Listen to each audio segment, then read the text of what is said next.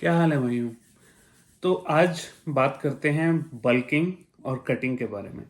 क्या होते हैं ये और किस तरीके से इन्हें एग्जीक्यूट करना चाहिए और इनके बारे में क्या गलत गलत बातें दुनिया में फैली हुई हैं उनको थोड़ा सा हम क्लैरिफाई करेंगे साइंस की नॉलेज के हिसाब से और करंट नॉलेज के हिसाब से।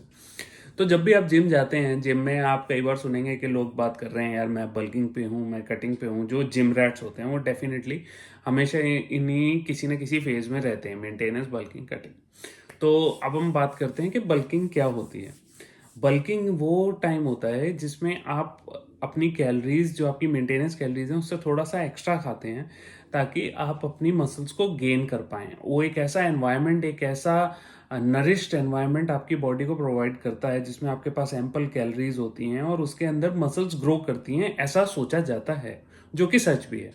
उस समय पे आपके पास इतनी कैलोरीज होती हैं, आपके अंदर एनर्जी बहुत होती है क्योंकि आप ज़्यादा खा रहे होते हैं और उस एनर्जी को आप यूटिलाइज करके आप अपने वर्कआउट्स के अंदर अपना 100% अगर देंगे तो आपकी बॉडी, आपकी मसल्स ग्रो करेंगी। ये मान्यता है और ये सच भी है साइंटिफिकली। मेंटेनेंस फेज क्या होता है? मेंटेनेंस फेज वो होता है जब आप अपनी मेंटेनेंस कैलोरीज पे खा रहे होते हैं, मतलब जितनी कैलोरीज आपको चाहिए घूमने फिरने, चलने, खाने पीने, अपने काम के लिए, वो सब जो कैलोरीज होती हैं उन्हें एक मेंटेनेंस कैलोरीज कहते हैं। और उतने पे जब आप खाते हैं तो आपका वेट ना बढ़ता है ना कम होता है।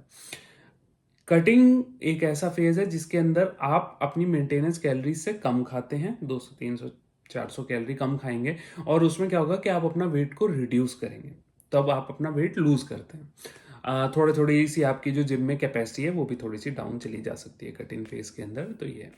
अब इसमें क्या गलत बातें हैं? गलत बात सबसे बड़ी है बल्किंग फेज के बारे में, जो मैं आज आप लोगों को बताना चाहता हूँ। लोग बल्किंग के बारे में सोशल मीडिया और पास्ट बॉडी बिल्डिंग के जो वीडियोस हैं और कुछ इन चीज़ों की वजह से कुछ एक ऐसी धारणा बन चुकी है कि लोग ये सोचते हैं कि बल्किंग एक ऐसा फेज है जिसके अंदर आपको बहुत खाना पड़ता है, बहुत ज़्यादा खाना पड़ता है, आप थक जाओगे खाते खाते, इतना खाना पड़ता है। और लोग अनकाउंटेड खाते हैं, ऐसा भी अलाउड है। उसे परमा बल्क, मतलब एक एक ऐसी सिचुएशन में चले जाते हैं जिसके अंदर आप खाते ही जा रहे हैं, खाते ही जा रहे हैं, खाते ही जा रहे हैं और कभी वो बल्किंग फेज जो है कभी ख़त्म ही नहीं होता, उसे परमा बल्क बोलते हैं।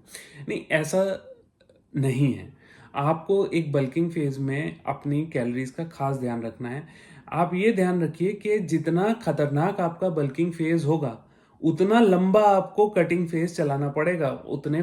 बिकॉज क्या होता है कि जितनी कैलोरीज आप खा रहे हैं और अगर अनकाउंटेड खा रहे हैं तो क्या होगा कि सारी कैलोरीज आपकी बॉडी में जाके मसल नहीं बन जाएंगी। अगर आप स्टेरॉयड या कोई कंजम्पशन कर रहे हैं उस तरीके का तो फिर भी, बट नेचुरल बॉडी बिल्डिंग में अगर आप बहुत ज्यादा खाना खा रहे हैं तो बॉडी उतना ही लेगी जितना उसको जरूरत है।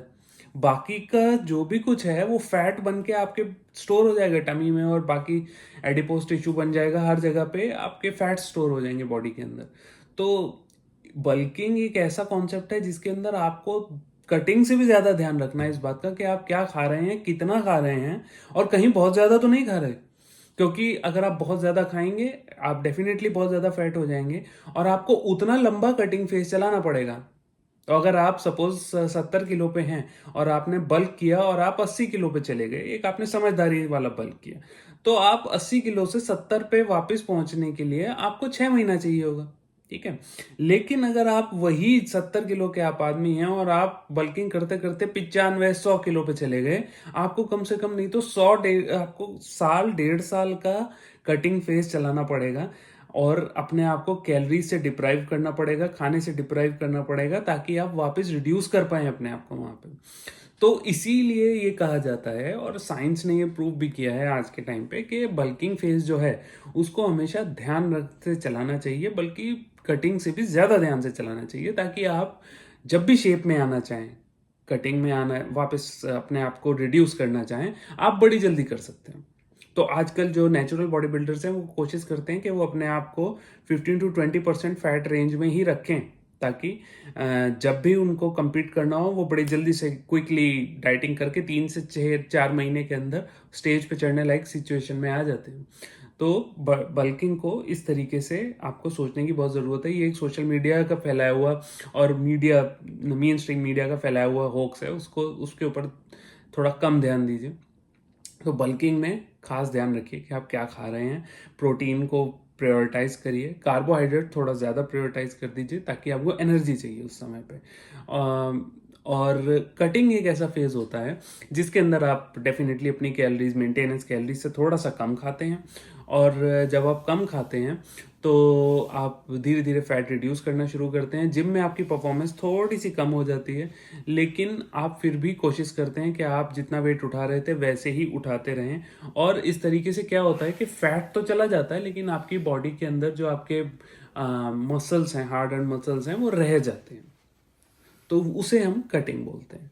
और बॉडी बिल्डर्स यूजुअली जब स्टेज पे जाने वाले होते हैं या कुछ, या फिर आपको किसी फोटो शूट के लिए करना है, उससे पहले आपको एक कटिंग फेज में जाना ही पड़ता है, ताकि आप अपने आप को थोड़ा सा शार्प बना पाएं, आपकी बॉडी थोड़ी सी शार्प हो जाए, थोड़ा सा वेट लूज हो जाए, थोड़े आपकी जो मसल्स हैं वो दिखाई देने लग जाए।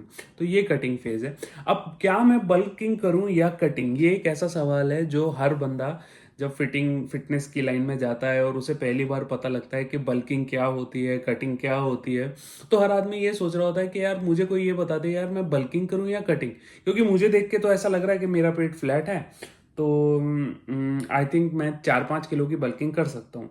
और कोई आदमी ये सोचता है कि यार शायद मुझे कटिंग ही कर देनी चाहिए, मैं तो बहुत मोटा हो रहा हूँ। तो ये सवाल का जवाब बहुत सिंपल है।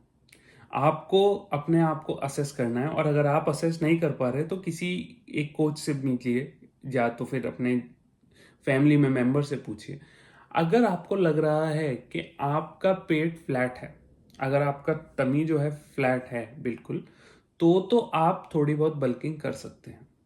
लेकिन और आपको यहाँ पे मतलब फ्लैट इन द सेंस कि आपको एटलीस्ट 1 या 2 एब्स भी दिखने चाहिए। ऐसा नहीं कि सिर्फ फ्लैट है तो इसलिए मैं बल्किंग कर सकता हूँ, मतलब आपको थोड़ा, आप एक लीननेस के उसमें होने चाहिए, तो आप बल्किंग के लिए जा सकते हैं।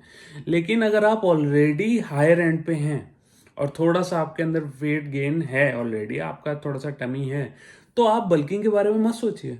आपको बल्किंग करने की जरूरत नहीं है। आपको सबसे पहले उस फैट को रिड्यूस करना है और अपनी टमी को वापस शेप में लाना है, क्योंकि आप कहीं से भी बल्किंग के लिए शुरू नहीं हो सकते। अगर आप मतलब आप सपोज आप ऑलरेडी आपका यूजुअली वेट 70 होना चाहिए, आप 80 पे हैं, और आप वहां से बल्किंग शुरू करेंगे तो आप ऑब्वियसली 95-100 पे जाके रुकेंगे। वहां से आपको कटिंग करेंगे तो आपको डबल टाइम लगेगा, जैसा मैंने अभी पहले बताया। तो आपको उस तरीके से नहीं सोचना, आपको पहले अपने आप को रिड्यूस करना है, और उसके बाद आप सोच सकते हैं कि हाँ मुझे धीरे धीरे धीरे धीरे बल्क करना है। तो इस तरीके से ये एक गोल्डन रूल आप समझ सकते हैं कि आपको बल्किंग कब स्टार्ट करनी चाहिए। आप कभी भी बल्किंग स्टार्ट नहीं कर सकते। Cutting is easy. अगर आपने फैट गेन कर लिया है, आपको लग रहा है कि यार हाँ मैं थोड़ा गेन कर चुका हूँ, 15-20-25% फैट पे आ चुका हूँ बॉडी फैट के, आप ठीक है थोड़ा सा आप हैवी लग रहे हैं, आपको लग रहा है, तो आप कटिंग के लिए स्टार्ट कर सकते हैं। कटिंग में कुछ नहीं, आपको कैलोरी रेस्ट्रिक्शन करनी पड़ेगी, और रेस्ट्रिक्शन फेज आपको धीरे धीरे धीरे धीरे रिड्यूस करेगा, और वहां से आप कटिंग के लिए जा सकते हैं। अगर आप लग रहा है कि भाई मैं बिल्कुल ठीक लग रहा हूँ, मतलब मैं मेरा टमी भी अंदर है, मसल्स भी थोड़ी बहुत दिखाई दे रही हैं, और मैं थोड़ा बहुत मतलब मीडियम रेंज में हूँ, वेट भी मेरा जिम में अच्छा उठ रहा है, बिल्कुल सही प्रोग्रेस चल रही है, तो आपको डेफिनेटली मेंटेनेंस फेज पे रहना चाहिए। आप अपनी मेंटेनेंस कैलोरीज खाइए, उससे आपको थोड़ी इंडिपेंडेंस भी मिलेगी। आपके पास इतनी कैलोरीज होंगी कि आप थोड़ा बहुत इंजॉय भी कर सकते हैं, बाहर का खाना भी खा सकते हैं, थोड़ी अपनी लाइफ नॉर्मलाइज भी कर सकते हैं, और साथ में अपनी जिम में परफॉर्मेंस भी कर सकते हैं, और आप दिख भी अच्छे सकते हैं। तो ये 3 फेजेस में ये तरीका है, और ये गोल्डन रूल है ये सोचने के लिए कि क्या आपको कटिंग में जाना चाहिए या बल्किंग में जाना चाहिए। उसका गोल्डन रूल जो है वो यही है कि आपको अपने आप को असेस करना है, और अगर आप नहीं कर पा रहे तो किसी की हेल्प लीजिए जो आपको बताए कि आप किस तरीके से आगे के लिए फोर्स कर जा सकते हैं। ओके, ठीक है भाइयों, आज के लिए इतना ही। फिर अगले वीडियो में दोबारा मिलेंगे और कुछ नई बातें करेंगे।